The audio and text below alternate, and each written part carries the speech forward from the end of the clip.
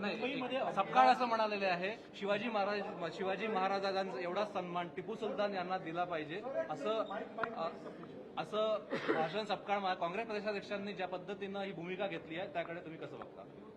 खरं म्हणजे त्यांना लाज वाटली पाहिजे.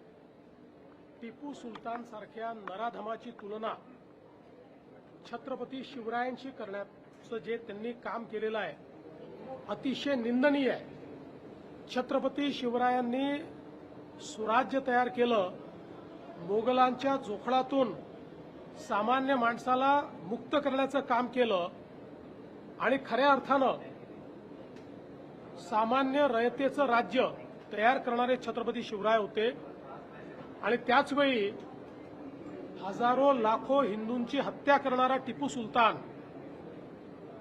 याची तुलना करून दोघांनाही सारखा सन्मान द्या म्हणणं यापेक्षा जास्त लांगुल चालन, जोडे चाटणं हे या जन्मात मी बघितलेलं नाही.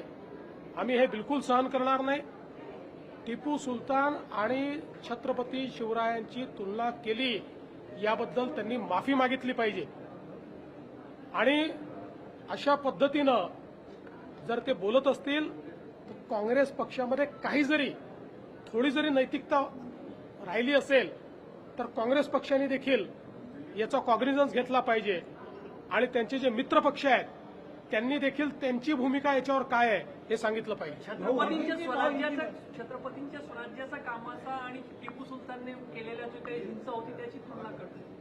मला असं वाटतं की हे कोणत्या शाळेत इतिहास शिकले याचं देखील संशोधन केलं पाहिजे. आणि हा जो नवा इतिहास हे लिहितायत हा इतिहास महाराष्ट्र खपवून घेणार नाही, भारत खपवून घेणार नाही.